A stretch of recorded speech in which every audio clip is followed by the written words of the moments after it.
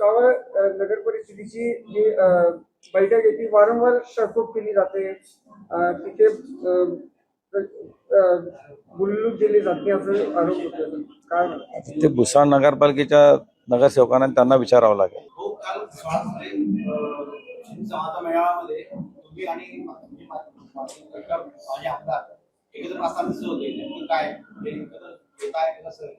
एखाद्या फंक्शन मध्ये तेही सहभागी झाले, मी सहभागी झाले, याच्या व्यतिरिक्त दुसरं काही नाही. ते बाकीचं खोटं मनोमिलन फिल्ममिलन काही नाही. अरे काय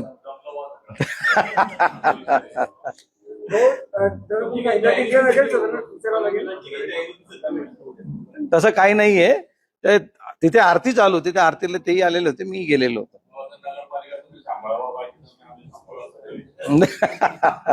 अशी काही तोडजोड आम्ही करत नाही. माझा पक्ष वेगळा आहे, त्यांचा पक्ष वेगळा आहे.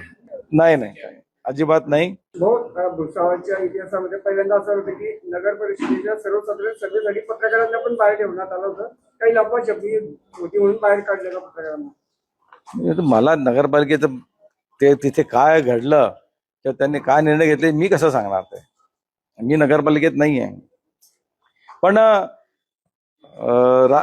विधानसभेचं कामकाज लाईव्ह दाखवलं जातं, लोकसभेचं कामकाज लाईव्ह दाखवलं जातं. नगरपालिकेचे लाईव्ह दाखवायला काय प्रॉब्लेम आहे? दाखवायला पाहिजे. नाही एक मिनिट,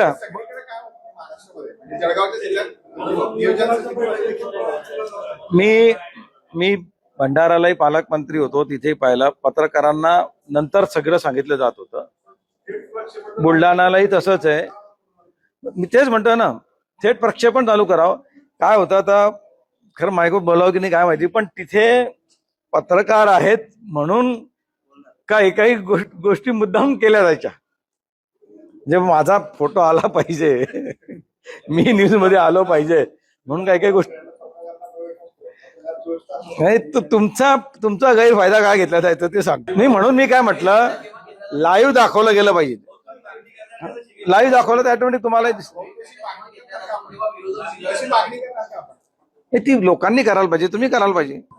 मी सजेशन देऊ शकतो सरकारला. आता जिल्हा नियोजनला सांगू शकतो की लाईव्ह दाखवा बाहेर. म्हणून मी म्हणतो की जे जिल्हा नियोजनची बैठक असेल की नगरपालिकेची बैठक असेल ती लाईव्ह करून टाकावी, म्हणजे काय घडतंय ते समजेल सगळ्यांना.